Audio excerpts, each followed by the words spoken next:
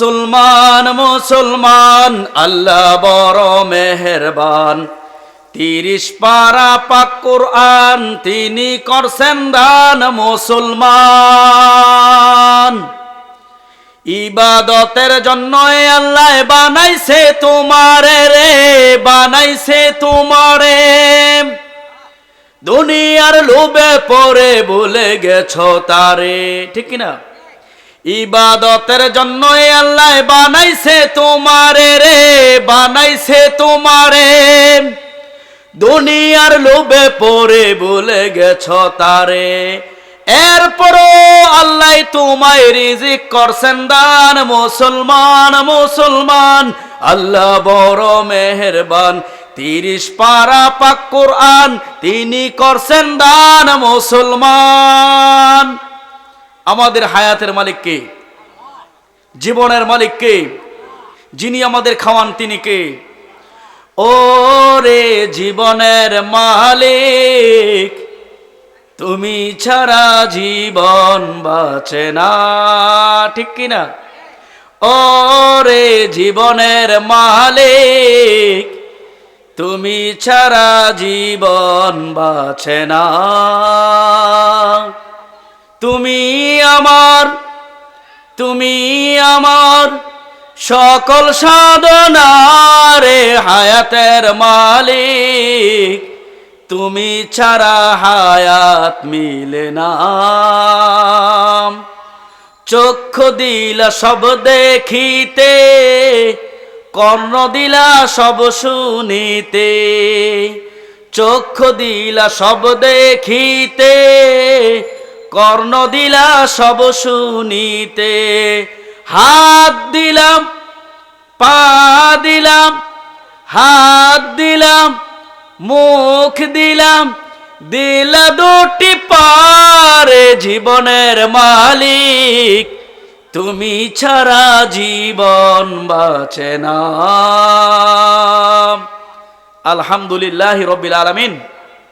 মহান রব্বুল আলামিন আমাকে আপনাদের সকলকে এই পৃথিবীর নিকৃষ্টতম কাজ থেকে, জায়গা থেকে বাছাই করে জান্নাতের বাগানে আসার বসার তৌফিক দান করেছেন। এজন্য আমরা সকলেই মন ভরে প্রাণ ভরে হৃদয়ের সবটুকু তাখলিফ দূর করে হৃদয়কে প্রশস্ত করে আমরা পড়ে নিচ্ছি আলহামদুলিল্লাহ। সম্মানিত উপস্থিতি, আমি আপনাদের সম্মুখে পবিত্র কোরআনুল কারীম থেকে একটা আয়াত তেলাওয়াত করেছি। সেই আয়াতে আল্লাহ রাব্বুল আলামিন কি বলেছেন তা নিয়ে আলোচনা করব। সংক্ষিপ্ত আকার বলা হয় নূহ নবীর জীবনী নিয়ে আলোচনা করব। কোন নবী? আরো জোরে বলেন, কোন নবী? নূহ নবী। মুসলমানদের দ্বিতীয় বাবা হচ্ছেন নূহ নবী। মুসলমানদের দ্বিতীয় বাবাকে নূহ নবী। নূহ নবীকে দ্বিতীয় বা সানি আদম বলা হয়। আমাদের এই দ্বিতীয় বাবা নিয়ে আমরা আলোচনা করব। নূহ নবীর আসলে নূহ নবী নাম ছিল না, আমরা তো নূহ নবী বলে চিনি, ঠিক কিনা? নূহ নবীর নাম ছিল শুকর। নাম কি? শুকর আলাইহিস সালাম। কিন্তু তিনি ওনার শেষ হায়াতের শেষ পর্যন্ত তিনি কান্না করেছেন দুনিয়াতে। 950 বছর আল্লাহ রাব্বুল আলামিন হায়াত দিয়েছেন। এই 950 বছর পর্যন্ত উনি উম্মতের মুক্তির জন্য কান্না করেছেন। এত পরিমাণে কান্না করেছেন, ওনার কান্না দেখে আকাশ কান্দে, জমিন কান্দে, গর্তের পিপিলিকা কান্দে, সমুদ্রের তলদেশে মাছ পর্যন্ত কান্দে। আল্লাহ রাব্বুল আলামিন বলেন, ও পয়গম্বর, আপনার কান্দা দেখে বৃক্ষ তরুলতা কান্দে, সুতরাং আপনার নাম পরিবর্তন করে আমি রব্বুল আলামিন নাম দিলাম নূহ। সুবহানাল্লাহ। মানে কান্দার নবী। এই নবীর জীবনীটা আপনাদের সামনে কিছুটা হলো তুলে ধরার সর্বোচ্চ চেষ্টা করবে ইনশাআল্লাহ। এই নূহ আলাইহিস সালাতু ওয়াস সালাম এমন একটা সময় ছিলেন যখন মানুষগুলো পাপাচারের মধ্যে লিপ্ত ছিল, অন্যায় অপরাধে পুরা পৃথিবী ভরপুর ছিল। তখন নূহ নবীকে আল্লাহ রাব্বুল আলামিন নবুয়ত প্রদান করলেন। নবুয়ত প্রদান করে বললেন, তোমার কাজ কি? তোমার কাজ হচ্ছে মানুষদেরকে সতর্ক করা। কি করা? ইমাম সাহেবরা দেখেন না, শুক্রবারে জুমার দিন জুমার নামাজের পূর্বে খুতবার মধ্যে আমাদেরকে সতর্কবাণী শোনায় দেয়, মুসলমানেরা নামাজ আদায় করেন, দিন প্রতিষ্ঠার কাজ করেন, আল্লাহর জমিনে আল্লাহর দিন বাস্তবায়ন করার জন্য সংগ্রাম করেন, আল্লাহর হুকুম রোজা পালন করেন, সামর্থ্য অনুযায়ী দান সদকা করেন, এরকম সতর্ক করে কিনা? তো নূহ নবীও সতর্ক করলেন। কি করলেন? এবার আল্লাহ রাব্বুল আলামিন পবিত্র কোরআনুল কারীমের মধ্যে বলছেন, ইন্না আরসালনা নূহান ইলা কওমিহি আন আনজির কওমাকা মিন ক্বাবলি আইয়াতিয়াহুম আযাবুন আলীম। আল্লাহ রাব্বুল আলামিন বললেন, হে নূহ, আমি তোমাকে তোমার কওমের জন্য প্রেরণ করেছি। তুমি মানুষদেরকে বলো তারা যেন তাদের উপর যে আযাব আসবে, আমি আল্লাহর হুকুম যদি লঙ্ঘন করে তাদের উপর আযাব আসবে, এই আযাব আসার পূর্বে তাদেরকে সতর্কবাণী শোনায়া দাও। এবার মুসলমানেরা কথার জবাব দেন, আমরা যদি গুনাহ করি আযাব দিবেন যিনি তিনি কে? নূহ নবী এই কথাটুকু বললেন। প্রাণপ্রিয় ভাইয়েরা, পবিত্র কুরআনুল কারীমের মধ্যে নূহ আলাইহিস সালাতু ওয়াস সালাম আল্লাহ রাব্বুল আলামিনকে বললেন, হে রব্বুল আলামিন, সুম্মা ইন্নী দাউতুহুম জিহারা। আল্লাহ, আপনার নিষেধ, আপনার আদেশ অনুযায়ী, আপনার নির্দেশ মোতাবেক আমি আমার কওমদেরকে দাওয়াত দিয়েছি প্রকাশ্যে। কিভাবে? প্রকাশ্যে দাওয়াত দিয়েছি। আমি পয়গম্বর গোপনে দাওয়াত দিয়েছি। আমি পয়গম্বর চুপি চুপি সুরে দাওয়াত দিয়েছি, ব্যক্তিগত দাওয়াত দিয়েছি, সামাজিকভাবে দাওয়াত দিয়েছি, অনুষ্ঠানের মাধ্যমে দাওয়াত দিয়েছি, কোনো অ্যাঙ্গেল বাদ রাখি নাই। কিন্তু রব, আমার কোনো দাওয়াতই তারা গ্রহণ করেনি। কত অ্যাঙ্গেলে দাওয়াত দিয়েছেন, কিন্তু দাওয়াত তারা কি করছে না? দাওয়াত তারা গ্রহণ করেনি। এবার নূহ নবী বলেন যে আল্লাহ, আমি দাওয়াত দিলাম তাদেরকে গোপনে প্রকাশ্যে। সুম্মা ইন্নী আ'লানতু লাহুম ওয়া আসরারতু লাহুম ইসরারা।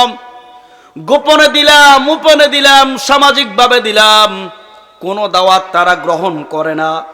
বরঞ্চ তারা কি করেছে? ওই কথাটুকু মহান রব্বুল আলামিন নবীকে শোনায়া দিলেন, ওয়া ইন্নী কুল্লামা দাউতুহুম লিতাগফিরা লাহুম জাআলু আসাবিআহুম ফি আযানিহিম ওয়াস্তাগসাউ শিয়াবাহুম ওয়া আসররু ওয়াস্তাকবারু ইস্তিকবারা। নূহ নবী বলেন, হে আমার জাতিরা, তোমরা যদি আল্লাহর উপর ঈমান আনো, আমি পয়গম্বরের আনুগত্য করো, তাহলে তোমরা অতীতে যেই গুনাহ করেছ সমস্ত গুনাহগুলোকে মাফ করে দিবেন কে? আমরা যদি যেই গুনাহ করেছি গুনার প্রতি অনুতপ্ত হয়ে, লজ্জিত হয়ে, দুইটা চোখের পানি ছেড়ে মহান রবের নিকট প্রার্থনা করি, তাহলে আমাদের জীবনের সমস্ত গুনাহগুলোকে মাফ করে দিবেন কে? তোমারি রহম ছাড়া বাঁচা বড় দায়। প্রতিক্ষণে প্রতিদিনে জড়িয়ে রেখো গো আমায়। তোমারি রহম ছাড়া বাঁচা বড় দায়। প্রতিক্ষণে প্রতিদিনে জড়িয়ে রেখো গো আমায়। মাফ করে দাও শত শত ভুল মাফ করে দাও, শত শত ভুল জানা কি অজানা, আমি তোমারই গোলাম গো, অন্য কারণা। আলিমুল গায়ব তুমি, মালিক রব্বানা। বলুন আল্লাহু আল্লাহু আল্লাহু আল্লাহ, আল্লাহু আল্লাহু আল্লাহু আল্লাহ। জীবনের গুনাহগুলো মাফ চাইতে হবে কার কাছে? যে আল্লাহ রব্বুল আলামিন আমাদেরকে দুনিয়াতে প্রেরণ করেছেন পিতামাতার উসিলায়, যাদের বাবা মা দুনিয়ার জমিন থেকে বিদায় হয়েছেন, সেই বাবা মার জন্য দোয়া করা দরকার আছে না নাই? হুজুর পাক সাল্লাল্লাহু আলাইহি সাল্লাম বলেন, কোন বৃদ্ধ দাড়ি পাকা লোক যদি আল্লাহর দরবার হাত তোলে বাবা মার জন্য, তখন আল্লাহ রব্বুল আলামিনের আরশ থরথর করে কাঁপতে থাকে।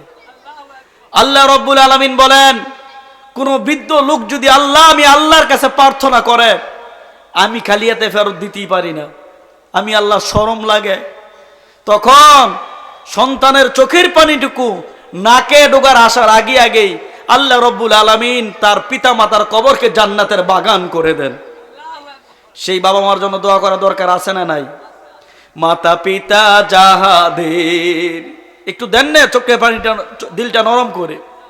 মাতা পিতা যাহাদের অন্ধকার কবরে, দেখিও নবীজি মায়াবী নজরে। মাতা পিতা যাহাদের অন্ধকার কবরে, দেখিও নবীজি মায়াবী নজরে। সুপারিশ করিয়া তরায় মিজানে, ইয়া রাসূলুল্লাহ ইয়া হাবিবাল্লাহ, ইয়া রাসূলুল্লাহ ইয়া হাবিবাল্লাহ। ভাইরা আমার, পয়গম্বর নূহ নবী বলেন, হে আমার জাতিরাম, তোমরা যদি আল্লাহ রব্বুল আলামিনের কাছে সারেন্ডার করো, আল্লাহর উপর ঈমান আনো, আমি পয়গম্বরকে স্বীকৃতি দাও, তাহলে আল্লাহ রব্বুল আলামিন তোমাদের অতীতের গুনাহগুলো মাফ করে দিবেন।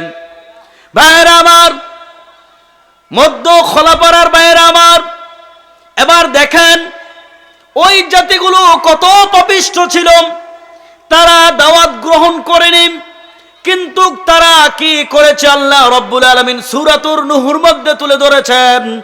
যখন পয়গম্বর তাদের সামনে দাওয়াত নিয়ে গেলেন, তারা নিজের হস্তদ্বয় দিয়ে কর্ণে কুহুরে চেপে রাখতো, কেন কোরআনের কথাগুলো বলে।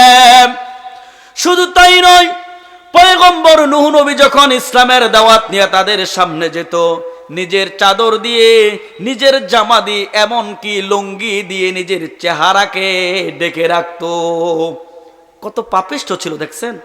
এখনো কিছু দিনে ভাইরা দাওয়াত নিয়ে গেলে মানুষগুলো পালায়ন করে, ঠিক কিনা? আজান দিলে মসজিদের সামনে থেকে চলে যায়, আছে না নাই? ভাইরা আমার, তদানীন্তন সময়ও কিছু পাপিষ্ঠ ছিল, পয়গম্বর নূহ নবীর দাওয়াত গ্রহণ করেনি। এমনকি কেন বারবার আল্লাহর কথা বলে, এজন্য পয়গম্বর নূহ নবীকে মারধর করে জমিনের মধ্যে শুয়ে দিয়েছে। আমরাও দেখেছি দিনের দাওয়াত নিয়ে দিতে গেলে বিভিন্ন বাধা বিঘ্নতা এসেছিল, ঠিক কিনা জোরে বলেন? আল্লাহ রব্বুল আলামিন সমস্ত কৌশলকে ধ্বংস করে দিয়ে এমন একটা সুযোগ করে দিয়েছেন, আজকে বাংলাদেশের মানুষেরা কোরআনের সঠিক কথাগুলো শুনতে পাচ্ছে, ঠিক কিনা জোরে বলেন? আমার ভাইরা, নূহ নবী যখন দাওয়াত দিতে গেলেন, তারা দাওয়াত গ্রহণ করেনি, বরঞ্চ পয়গম্বর নূহ নবীকে আঘাত করে জমিনের মধ্যে শোয়া দিয়েছেন। একদিনের ঘটনা আমি আপনাদের সামনে উপস্থিত করছি। তা হচ্ছে, নূহ নবী যখন দাওয়াত নিয়ে মধ্য খলাপাড়া থেকে মনে করেন বের হয়ে উত্তর খলাপাড়া গেছে, ওদিকের কিছু যুবকেরা বললাম 950 বছর দাওয়াত নিয়ে এই ব্যক্তি তথা নূহ নবী আমাদের মধ্যে আসে, এবার যদি দাওয়াত নিয়ে আসে একটা উত্তম মাধ্যম দেওয়া হবে। যেমন কথা তেমন কাজ। পয়গম্বর নূহ নবী যখন গিয়ে শুরু করেছে আল্লাহর কথা, যুবকেরা পয়গম্বর নূহ নবীকে মারতে মারতে জমিনের মধ্যে শোয়া দিয়েছে। নূহ নবী দুইটা চোখের পানি ছেড়ে ডাক দিয়ে বলে, আল্লাহ, নিজের কোনো কথা বলি নাই, পরিবারের কথা বলি না, তুমি আল্লাহর কথা বলার জন্য আমাকে জমিনের মধ্যে শোয়া দিয়েছে। যুবকেরা ছাড়ে না।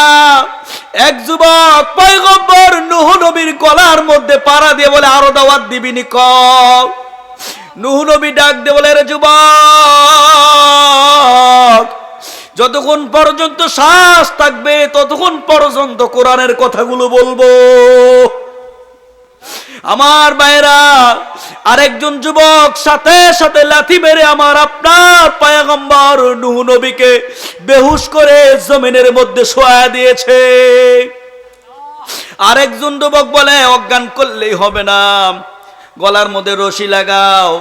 রশি লাগাইয়া এই উত্তপ্ত বালির মধ্যে হেসরে টেনে হেসরে জংলার মধ্যে নিয়ে গেল। কেমন যুবক ছিল! আজকে মধ্য খলাপাড়া বাইতুল আমান জামে মসজিদ ও যুব সমাজের কল্যাণের উদ্যোগে আজকে মাহফিল। আমার মনে সাক্ষী দেয়, এই মাহফিল করতে গিয়ে যেই সমস্ত যুবক ভাইরা আর আপনাদের মতো বৃদ্ধ বাবারা সহযোগিতা করেছেন, এই মাহফিলের উসিলায় হয়তো আল্লাহ রাব্বুল আলামিন আপনাদের মাফ করে দিবেন। জোরে বলেন আমিন। আমার ভাইরা, পয়গম্বর নূহ নবী জমিনের মধ্যে বেহুশ অবস্থায় জংলায় ফালায়া দিলেন। ভেবেছেন জংলার পশুগুলো পয়গম্বরকে খেয়ে ফেলবে, কিন্তু না, যারা কোরআনের পক্ষে থাকবে, রাসূলের পক্ষে থাকবে, তাদের খেদমত করবেন জংলার পশুগুলো। ঠিক কিনা জোরে বলেন। আমরাও দেখেছি শাহজালাল ইয়ামিনী রহমতুল্লাহ আলাইহি যখন ইসলামের দাওয়াত নিয়ে আমাদের দেশে এসেছিলেন, বাগে শাহজালাল ইয়ামিনীকে বলতো, হুজুর আমার পিঠে ওঠেন, আপনার বাড়িতে পৌঁছায় দিই। শাহ বাইশা ইঙ্গিতে বলতো, আমার ধরেন চাবুক হিসাবে ব্যবহার করবেন। জোরে বল সুবহানাল্লাহ। আমরা কোরআনের সৈনিক হতে চাই কিনা? জোরে বলেন, হতে চাই কিনা? তো জঙ্গলের মধ্যে ফালায় দিলেন নূহ নবীকে। কি জন্য? কেন শুধু দাওয়াত দেয়, আল্লাহর কথা কেন বলে? এই জন্য 4 দিন পর্যন্ত বেহুশ অবস্থায় ছিলেন। 4 দিন পর আবার দাওয়াত দেন, আবারও মারেন। সুতরাং পয়গম্বর নূহ নবী আল্লাহকে রব্বুল আলামিনকে ডাক দিয়ে বল যে, আল্লাহ, তাদেরকে দাওয়াত দিয়েছি, সেই জাতি শেষ। তাদের ছেলে মেয়েদেরকে দাওয়াত দিয়েছি, দাওয়াত গ্রহণ করা, তারাও দুনিয়ার জমিন থেকে বিদায় হয়েছে।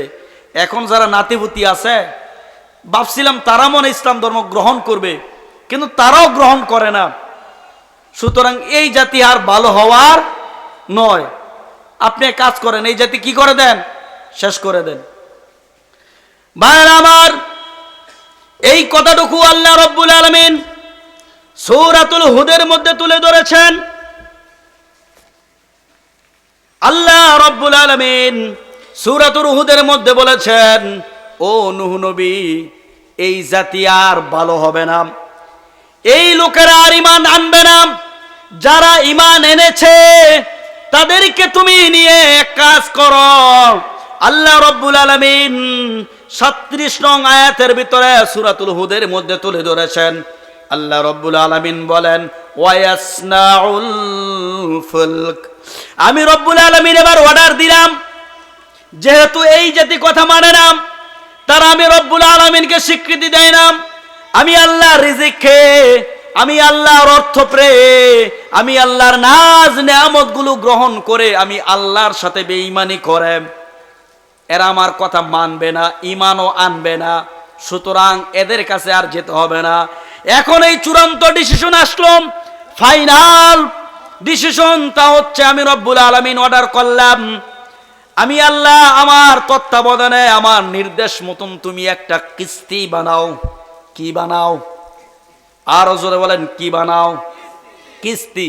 যেটা আমরা নৌকা বলে চিনি। কি বলে চিনি? নৌকা বলে চিনি।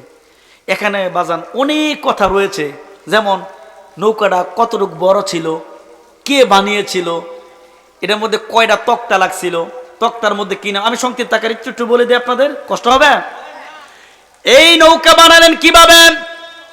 আল্লাহ রাব্বুল আলামিন জিবরাইলকে বললেন, জান্নাতের মধ্য থেকে একটা বীজ অথবা একটা ডাল দাও, কলব দাও। এই যে আপনারা লিচুর কলব আছে না, বিভিন্ন গাছের কলব আছে। আমি ওদিনকে দেখছি আমার মুর্শিদের সভাপতি একটা কলম আছে, কাঁঠাল গাছের কলব। এতটুকু কলব গাছ 2000 টাকা দিয়ে নিয়ে এসেছে। তো কলবের একটা চারা দিলেন, তখন তো কলব ছিল না, তখন জান্নাত থেকে একটা কলবের ডাল দিলেন যে এটা নিয়ে রোপণ করো। তো গাছটা রোপণ করলেন, 40 বছর পর্যন্ত এই গাছটা শুধু বড় হলো। এই গাছটা ফাললেন, ফাড়ার পরে যে প্রথম তক্তারা বের হয়েছে, এই তক্তার নাম হচ্ছে হযরত আদম নবীর নাম। সুবহানাল্লাহ বলেন।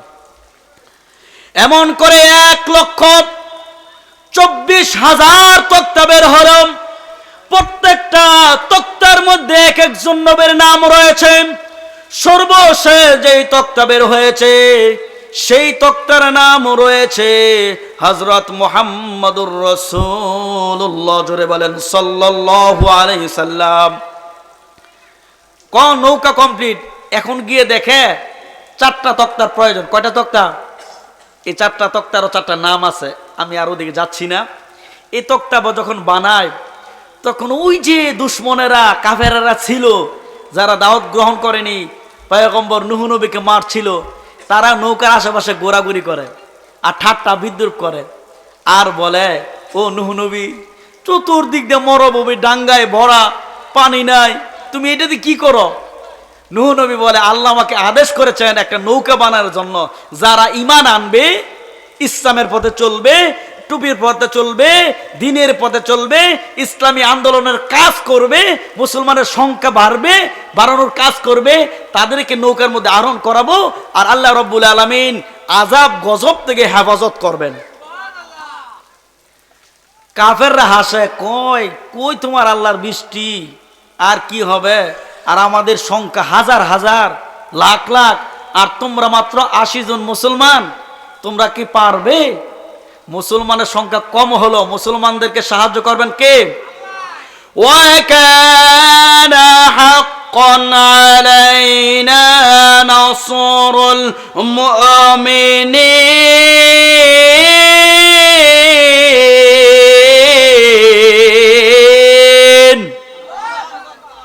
আল্লাহ মুমিনদেরকে সাহায্য করবেন, তার দৃষ্টান্ত তুলে ধরেছেন।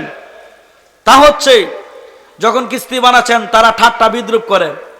এবার এই কথাটুকু কিন্তু আল্লাহ রাব্বুল আলামিন কোরআনে বলেছেন। আমি রিচার্জ করে দেখেছি, নূহ সম্পর্কে অনেকগুলো সূরা, 10 থেকে 12টা সূরার মধ্যে নূহ নবীর নাম উল্লেখ রয়েছে, তাফসীরের মধ্যে রয়েছে। এগুলো তো শুধু আয়াতগুলো বলি তাহলে তো সময় শেষ হয়ে যাবে, আমি মূল কথাগুলো বলতে পারবো না, সংক্ষিপ্ত আকারে তুলে ধরছি। তা হচ্ছে এবার নূহ নবী তাদেরকে লক্ষ্য করে বলেন, যদিও মুসলমানের সংখ্যা কম, যদিও কাফের বেঈমানদের সংখ্যা বেশি, যেহেতু তোমরাই নৌকা নিয়ে ঠাট্টা বিদ্রুপ করো, হাসাহাসি করছো, ও কাফেরের দলেরা, এই কথায় মেমোরির মধ্যে, মাথার মধ্যে সেভ করে রাখো। আজকা যেমনি তোমরা আমাদের দেখে হাসো, একটা দিন আসবে আমরা তোমাদের দেখে হাসবো। ঠিক একটা পরিবেশ এমন হয়েছে না আমাদের? এতদিন যারা আমাদের দেখে হাসছিল, আজকে আমরা তাদের দেখে হাসি। ঠিক কিনা জোরে বলেন আমার ভাইয়েরা। এবার আল্লাহ রাব্বুল আলামিনকে বললেন যে, আল্লাহ নৌকা কমপ্লিট, কিন্তু তদানীন্তন সময় যারা কাফের ছিল, ইসলাম বিদ্বেষী ছিল, মুসলমানদের শত্রু ছিল, তাদের যিনি রাজা প্রধান ছিলেন, সেনা প্রধান ছিলেন, তারা চিন্তা করলো এই নৌকাকে রাখা যাবে না, নৌকাকে ধ্বংস করে দাও। কিভাবে দিব? তখন তদানীন্তন সময় সরকারি কিছু কর্মকর্তারা ঘোষণা করল, এই নৌকার মধ্যে যে প্রস্রাব পায়খানা করবে সে তাড়াতাড়ি স্বর্গে যাবে। নাউজুবিল্লাহ বলেন। কাজ কি? নষ্ট করা। অনেক সময় দেখবেন মাহফিল একটা করলে, এই মাহফিলে কিভাবে বন্ধ করা যায়, কব হ্যার নাম দিছে না কেড়ে, হ্যার নাম কেড়ে উপরে, হ্যার নাম কেড়ে নিচে, দে একটা হুজুরে কেসা, মাহফিলটা বন্ধ করে দে। এরকম কিছু ফেসিবাদ আছে না নাই? প্রাণপ্রিয় ভাইয়েরা, কাফারাই ডিসিশন নিল। কিছু আহমক আছে না, ডানে বামে না তাকায় সেই কাজই করে। কিছু কিছু লোকেরা তখন কইল, স্বর্গে যখন যাওয়া যায় তাহলে দেরি করে লাভ কি, নৌকাত গ্যাস কেউ শুরু করে দেয় আগামতে। ঠিকই পয়গম্বর নূহ নবী দেখে, সারাদিন যায় না, রাত্রে গিয়ে দেখে যে নৌকা 4 ভাগের 1 ভাগ ভরাট, পায়খানা প্রসাদ দিয়ে ভরাট। পরের দিন গিয়ে দেখে এবার আর দক্ষিণ খোলা পারা না, উত্তর খোলা পারা না, এবার কাছে মনে করে বাদুসাদি এলাকার মানুষ একার দল বেঁধে আসছে, নৌকা দিয়ে প্রসাব পায়খানা করবো আর যা স্বর্গে তোর তাড়াতাড়ি চলে যাবো। পয়গম্বর পরের দিন গিয়ে দেয় অর্ধেক ভরাট। আল্লাহ কি করবো? আল্লাহ বলেন, মুসলমানরা ধৈর্য ধারণ করলে আমি রব্বুল আলামিন ধৈর্যশীলদের সাথে থাকবো। ইন্নাল্লাহা মা'আস সাবিরিন।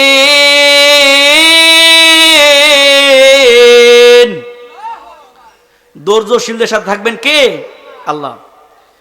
2 দিন 3 দিন 4 দিন নৌকা একদম ভরাট, একটু একটু বাইয়া বাইয়া পড়ে। মুসা নূহ নবী কো আল্লাহ কি করবো? আল্লাহ বলে, নূহ রে ঘাবড়াইস না, প্রসাব পায়খানা করছে যারা পরিষ্কার করবে তারা। কয় কিভাবে? কয় দেখ, এটা হলো কোয়ার্টার ফাইনাল, এবার সেমিফাইনাল দেখ, আগামীকাল সকালে তুই দেখবি রেজাল্ট। পয়গম্বর নূহ নবী সকাল হতে না হতেই নৌকার কাছে যায়, গিয়ে দেখে একটা কুজুবুরি। কি বড়ি? কুজুবুরি তার সন্তানদেরকে দমকায়। এই ফুলারা নূহ নবী বলে নৌকা বানাইছে, হ্যাঁ পায়খানা প্রসাব করে সবাই স্বর্গে গেছে, আমার কি মন চায় না স্বর্গে যাইতে? কয় মা তুমি তো হারতারো না। কয় বাবা রে, আমারে কোন রকম সাঙ্গ কইরা নিয়া একটু নৌকার একটু জায়গা দেশ, খালি প্রসাবটা একটু করবো, আমি স্বর্গে চলে যাবো। দেখছেন ডাইনি বুড়ির কাজ কি? বুড়ি আবার গেলেন মাসাত করে বা চাঙ্গি করে নিয়ে গেলেন আল্লাহর কাছে। নূহ নবী বলে, আল্লাহ মান ইজ্জত আর কিছু রইছে না, এতক্ষণ পর্যন্ত যুবকেরা ছিল, এবার যে বুড়ি গেছে, আর এই বুড়ি তো আমার সামনে উলঙ্গ হয়েছে, আমার শরম থাকলো না। আল্লাহ বলেন, মাথা ঘুরা, খেলা তো সেমিফাইনাল শুরু। পয়গম্বর নূহ নবী মাথা অন্ড দুঃখে ঘুরালেন। আল্লাহ বলেন, জিব্রাইল তোর খেলা শুরু করে দে। জোরে কোন সুবহানাল্লাহ। জিব্রাইলকে একটু লাড়া দিছে, বুড়ি আর নৌকারও আঘাত নাই, একদম মাঝে মাঝে বরাবর যা বরকত আছেন সবগুলো খেয়ে বুড়ি আর বুড়ি না এবার তাজা হয়ে গেছে। বুড়ির চামড়া ডিল ছিল আর ডিল নাই, টাইট হয়ে গেছে গা। বুড়ির তাকায় দেখে, কিরে 70-75 বুড়ি আমি, এমন দিয়ে 16 বছরের যুবতী হয়ে গেছি গা। এই কথা যখন চতুর্দিক দিয়ে ভাইরাল হয়ে গেছে যে নূহ নবী এমন একটা নৌকা বানাইছে, এই নৌকার প্রসাব পায়খানা যায় খায় সেই তাজা হয়ে যায়। কোনো রুগী ব্যক্তি গেলে সে আর নুবা হাসপাতাল যাইতে হয় না, সে তাজা হয়ে যায়। তাহলে আমরা হাসপাতাল যাই কি দরকার? নূহ নবী নৌকাতে গিয়া প্রসাব পায়খানা নিয়ে আসি। এবারকার গণহারে তৃণমূল পর্যায়ে যত জনগণ ছিল সবাই বোতল করে, কেউ মগ করে, কেউ ডেগো করে, কেউ বালতিত করে প্রসাব পায়খানা যা আসে সব নিয়ে যাচ্ছে। আল্লাহ রাব্বুল আলামিন বলেন, নূহ নবী ব্যবহার কি? আল্লাহ মোটামুটি সব খারো, এখনো শেষ হয় নাই, আগামীকাল দেখিস। এবার আগামীকাল এই পারের লোক না, পলাশের লোকেরা কয়, হাই হাই হুম চস্তি হেনতে যা নিয়ে খাইয়া খায় সবই ভালো হয়ে যায়, তাহলে আমরা বইয়ে লাভ কি? লজাই। তার আইসা দেহে নাই আর কিছু, এই বাগুন বিচি, একটু মিষ্টি কুমড়া, চাল কুমড়ার একটু এই যে জাল জোল এইগুলো রয়েছে। নূহ নবীকে আল্লাহ এই কিছু কিছু দেয়া যায়, কয় রাগ, দেখ কি করে। এবার ওই পারের লোকের আইসা কাটি দেয়া খুসায়া খুসায়া এই একটু টমেটোর বিচি, বেগুনের বিচি, জালির জালিটা এইটা পায়খানা যা আসিন মোটামুটি দুইয়া আরো এলাকার কয় এখন তো দুয়াটা বাইক আমরা দুইই দেই, দুইয়া যা আছে সব কিছু নিয়ে একদম সাফ। মুসা নূহ নবীকে বলে, কি খবর? আল্লাহ আগে যা পরিষ্কার ছিল তার থেকে বেশি। জোরে কর সুবহানাল্লাহ। আমার ভাইয়েরা সংক্ষিপ্ত করে দিচ্ছি, এখানে অনেক কথা ছিল, অনেক শিক্ষণীয় ছিল, হাসির জন্য কথাগুলো বলি নাই। মুসলমানের সংখ্যা ছিল কম, কাফেরদের সংখ্যা ছিল বেশি। তারা কৌশল করেছিল নৌকা ভেঙে ফেলবেন, মুসলমানদেরকে দিবে না। সফল হওয়ার জন্য, আমরাও দেখেছি কোরআনকে বন্ধ করে দেওয়ার জন্য, ইসলামকে শেষ করে দেওয়ার জন্য কিছু কাফেরদের দালালেরা মুসলমানদের উপর চরম চক্রান্ত চালাচ্ছিল। কিন্তু মুসলমানদেরকে সাহায্য করবেন কে? আল্লাহ। প্রাণপ্রিয় ভাইয়েরা, এবার নূহ নবীকে বললেন নৌকা পরিষ্কার এবার যারা ঈমান এনেছে, নামাজ পড়েছে, তাদেরকে তুমি নৌকার মধ্যে আরোহণ করাও। পয়গম্বর নূহ নবী এবার যারা কালিমা পড়েছিল হাতে গোনা 80 জন, কয়জন দাওয়াত দিয়েছিলেন? 950 বছর, 950 বছর, 50 বছর দাওয়াত দিয়েছিলেন, 950 বছর দাওয়াত দিয়েছিলেন প্রায়। মাত্র মুসলমান কয়জন? 80 জন। কিন্তু দাওয়াতের কাজ তিনি বন্ধ করে? দাওয়াতের কাজ বন্ধ করে না। কারণ এই দাওয়াতের মাধ্যমে ইসলামের প্রচার এবং প্রসার করে দিবেন কে? দাওয়াতের কাজ দিতেই থাকবেন। একসময় বলতে পারবে যে আল্লাহ, আমার কাজ ছিল দাওয়াত দেওয়া, আমি দাওয়াত দিয়েছিলাম কিন্তু ইসলাম গ্রহণ করে নাই। আমি যে তুমি আল্লাহর কথাগুলো বলেছিলাম এর উসিলায় আমাকে মাফ করে দাও। পয়গম্বর নূহ নবী দাওয়াত দেওয়ার কারণে যদি গজব থেকে মুক্তি পায়, আপনি, আমি, আমরা সকল যদি দাওয়াত দেই, জাহান্নামের আগুন থেকে বাঁচতে পারবো কিনা? আর দাওয়াতে যদি কোরআনের আইন বাস্তবায়ন হয়ে যায়, এই দেশের ভিতরে কোনো অন্যায় থাকবে? সেদিন আর রবে না হাহাকার, অন্যায় বিচার, সেদিন আর রবে না হাহাকার, অন্যায় জুলুম অবিচার, থাকবে না অনাচার, দুর্নীতি কদাচার, থাকবে না অনাচার, দুর্নীতি কদাচার, সকলেই শান্তিতে থাকবে। সেদিন সবাই খোদাই বিধান পেয়ে দুঃখ বেদনা বলবে। কোন একদিন এ দেশের আকাশে কালিমার পতাকা উড়বে। সেদিন সবাই খোদাই বিধান পেয়ে দুঃখ বেদনা বলবে। ঠিক কিনা ভাইরা আমার? নূহ নবীকে বললেন যারা কালিমা পড়েছে, মুসলমান হয়েছে, তাদেরকে তুমি তোলো। নূহ নবীর নৌকাটা কত বড় ছিল, কয় তালা ছিল, কোন তালার মধ্যে কে কে রাখছিল, কারে রাখছিল, ওইগুলো বলা দরকার না? কিন্তু সময় তো নাই আমার, আমি কি বলবো বলেন? এই নৌকাটা অনেক বড় ছিল, কোন জায়গায় তৈরি করলেন, আবার এই নৌকার মধ্যে যে পানিগুলো তুললেন, এই যে হিংস্র প্রাণীগুলো, কোন পাখির হাসি থেকে, প্রাণীর হাসি থেকে আবার কোন প্রাণীর জীবন হয়েছে, কোন প্রাণীটার আবার কেন তৈরি করলেন? এই যে আজকে কাকের বাসায় কুকিল ডিম পারে, শুনছেন? কাকে বেকুবের মতো পালে, তারও একটা কারণ আছে। এটা আমাদের বাড়িতে বিড়াল আমরা আদর করি। বিড়াল কেমনে জন্ম হয়েছে দেখতো। আমার আর 4 মিনিট সময় আছে, আমি একটু সংক্ষেপে আকার বলি। প্রাণ ভাইয়েরা, তখন নূহ নবী নৌকাটা বানালেন, 3 তালা, 4 তালা, 7 তালা পর্যন্ত বানালেন। বানানোর পরে আল্লাহ রাব্বুল আলামিন অর্ডার করলেন জোড়ায় জোড়ায় করে পানি তোলো, জোড়ায় জোড়ায় করে তুললেন। এমন অনেক কথা ছিল। তখন আদম আলাইহিস সালামের যেই কবরটা ছিল, সেখান থেকে আদম নবীকে তোলা হলো, রাখা হলো। এখন হচ্ছে এবার তো দুনিয়া ধ্বংস করে ফেলবেন, আল্লাহ রাব্বুল আলামিন অর্ডার দিলেন। আর চিহ্ন দিলেন 2টা। একটা হচ্ছে আপনারা যেই চুলার মধ্যে রান্না করেন, এই চুলা থেকে পানিগুলো, গরম পানিগুলো বগলাবে, আর আকাশ থেকে বৃষ্টি বর্ষণ হবে। তখনই বুঝতে পারবেন যে আল্লাহর গজব শুরু, তখনই আমরা নৌকা ছেড়ে দিবেন। এই কথা কে বললেন? আল্লাহ বলেন। তো এবার পানি তুলছেন। ঘটনাক্রমে একদিন যে পানি তুলতে তুলতে যখন গাদা উঠতেছে, গাদার উঠতে পারে না, গাদার পিছনে শয়তান ধরে রাখছে, লেজের মধ্যে ধরে রাখছে, পিছনের দিকে শয়তান টানে, আর গাদা উপরে উঠতে চায়, উঠতে পারে না। তখন নূহ নবী একসময় বলে ফেললেন, আরে শয়তান উঠছে, দেরি করছে, ওঠ। আমরা বলি না গরু ছাগলে উঠছে শয়তান, শয়তান বলে আল্লাহ নবী তো আমার অনুমতি দিছে, আমি উঠে যাই। এটাই আল্লাহর একটা কৌশল ছিল। এবার গাদার মাধ্যমে শয়তান উঠেছে। এবার নূহ নবী নৌকার মধ্যে উঠে দেখেন যে শয়তান, কিরে তুই এনো কে? আপনি একটু আগে বলছেন শয়তান ওঠ, এই জন্য আমি উঠছি। আমার প্রাণপ্রিয় ভাইরাম, এবার পশুগুলো উঠলেন। ওঠার পরে আল্লাহর গজব শুরু হয়ে গেল। কিন্তু পয়গম্বর নূহ নবী ঈমান আনলেন না। পয়গম্বর নূহ নবী অহংকার করে বলেছেন, দেখনো আপনার আল্লাহ কি করে, ওই যে একটা বড় পাহাড় দেখা যায়, পাহাড়ের চৌড়ার উপর উঠে আমি থাকবো, আপনার প্রাণী আমাকে গ্রাস করবে না। এমনকি তার একমাত্র স্ত্রী পর্যন্ত ঈমান আনে নাই। দেখেছেন, পয়গম্বরের স্ত্রী এবং ছেলে ঈমান আনে নাই। প্রাণপ্রিয় ভাইয়েরাম, তারা শেষ হয়ে গেল।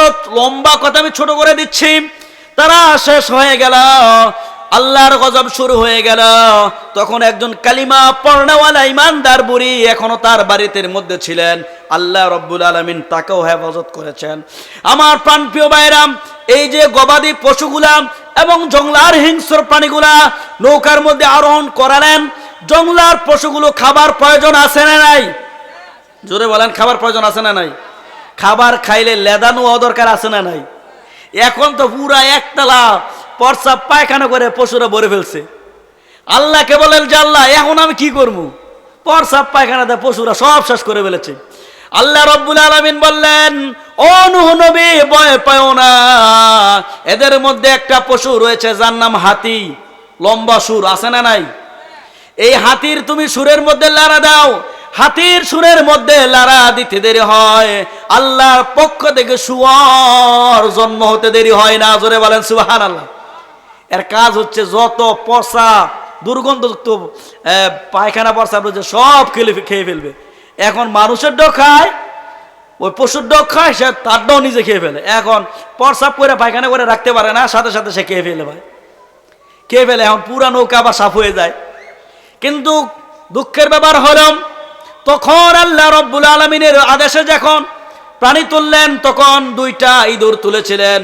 ইঁদুর কাজ হচ্ছে কাটাকাটি, ঠিক কিনা? নৌকার তক্তা খেয়ে ফেলাম, জামা কাপড় খেয়ে ফেলাম। আল্লাহ রব্বুল আলামিনকে বলছে, আল্লাহ ইঁদুর তো সব খেয়ে সাবার করে ফেলছেন, নৌকা ফুটো করে দিবে। নৌকা যদি ফুটো করে দেয় তাহলে তো মারা দেবো, কি করব? আল্লাহ রব্বুল আলামিন বললেন, একদল রয়েছে যার নাম সিংহ বনের রাজা, তার কানের মধ্যে তুমি সুরসুরি দাও। সুরসুরি দিতে দেরি হয়, মায়াবী দুইটা বিড়াল বের হইতে দেরি হয় না। জোরে বলেন সুবহানাল্লাহ। এবার ইন্দুরে খুশি না বেজার? ইন্দুরে যাইলে খালি বিলে হুম হুম মিয়াও, ইন্দুর দৌড় দেয়, আর সে কাটতে পারে না। এজন্য ইন্দুরের আর বিড়ালের ঝগড়া সেই নূহ নবীর নৌকা থেকে শুরু হয়েছে। আল্লাহ বলেন কিয়ামত পর্যন্ত এই বিড়াল আর ইন্দুরের ঝগড়া থাকবেই। যেই ঘরে বিড়াল আছে এই ঘরে ইন্দুর থাকতে পারে? নবীজও শখ করে বিড়াল পেলেছিলেন। এক সাহাবীর নামই দিলেন বিড়ালের বাপ, যার নাম হযরত আবু হুরায়রা। আমার প্রাণপ্রিয় ভাইরাম, এই বর্ণনায় বিভিন্ন রাওয়ায়াতে বিভিন্ন উক্তি রয়েছে। কেউ বলে 40 দিন পর্যন্ত আল্লাহর গজব ছিল। এই গজব যখন শেষ হয়ে গেল তার প্রমাণ কিভাবে হবে? এজন্য আল্লাহ রব্বুল আলামিনের পক্ষ থেকে হযরত নূহ নবী কাককে পাঠালেন। ও কাক, যাচ্ছে গিয়ে দেখছে বনা থামছে কিনা। কাক যখন উড়াল দিয়ে আসছে, আয়সা দেখে কাফের বেঈমানগুলো সব মরে শেষ হয়ে গেছে, তাদের বড় বড় দেহ বডিটা এরকম ভাবে লটকায় রয়েছে। কাক কয়, এত মজার খাবার রাইখা আমি বুঝি যাবো এই নৌকার মধ্যে। কাক খাওয়া শুরু করছে পচা এইগুলো, শরীরে রক্ত পচা এইগুলো। একদিন চলে যায়, বছর একদিন চলে যায়, 2 দিন চলে যায়, সপ্তাহ চলে যায়, কাক আর যায় না। কিন্তু নূহ নবী বললেন, ব্যাপার কি, কাক আসে না কেন? তখন এই পয়গম্বর নূহ নবী আরেক জোড়া পাখিকে পাঠালেন, যেই পাখির নাম হচ্ছে কবুতর। আপনারা কাককে ভালোবাসেন না কবুতরকে? আমরা অনেকে কবুতর ভালি না, শখ করে কবুতরকে পাঠালেন। কবুতর তুমি একটু গিয়ে দেখো স্যার কি ব্যাপার, বন্যা থামছে কিনা। কবুতর আইসা দেখে যে বন্যা মোটামুটি আলহামদুলিল্লাহ থামছে, এখন আর কোনো গজব টজব নাই, এখন আর আসা যায়। তখন কবুতরদের মাটিতে নামছে, একটু পানি পায়ের মধ্যে একটু মাটিটা কাদাটা লেগে রয়েছে। তখন কবুতর সাথে সাথে গেছে। তখন পয়গম্বর নূহ নবী কবুতরকে আদর করলেন। আল্লাহ রাব্বুল আলামিন বললেন, এরে কাক, তুই আজকে কোরআনের সাথে বেঈমানি করলি, আল্লাহর পয়গম্বরের সাথে বেঈমানি করলি, কিয়ামত পর্যন্ত তোর সাথে বেঈমানি করা হবে। কোকিলে কোন ভাষায় ডিম পারে? আদর কইরা ফালে কে? কাকে ফালে না? পরে গিয়ে দেখ কার বাচ্চা? কোকিলের বাচ্চা না? আমার প্রাণপ্রিয় ভাইরা, এই জন্য তার সাথে বেঈমানি করা হবে। আর কবুতরকে আমরা আদর করে ফালি, কবুতরকে মায়া করে পারি, কবুতরের খাদ্য কি ভালো, ঠিক কিনা জোরে বলেন? এজন্য কোরআনের কথা যদি আমরা মানি, রাসূলের তরিকা মতো যদি আমরা জীবন অতিবাহিত করি, আমাদের সম্মান বৃদ্ধি করে দিবেন কে? আরো জোরে বলেন কে? লিল্লাহি তাকবীর, লিল্লাহি তাকবীর। কোরআন হাদিস যেখানে, আল্লাহ রাব্বুল আলামিন আমাদের কবুল করেন। এজন্য কোরআনের পক্ষে থাকবেন, নামাজের পক্ষে থাকবেন। নামাজ পড়লে জান্নাত মিলে, হাদিস বুঝিনি, হাদিস বুঝিনি। নামাজ পড়লে খাদ্য মিলে, ব্যাখ্যা বুঝিনি, ব্যাখ্যা বুঝিনি। নামাজ পড়তে যাব সবাই মসজিদের ঠিকানায়, এই দিন সেই দিন কোনো দিন প্রভু নামাজ ছাড়ব না।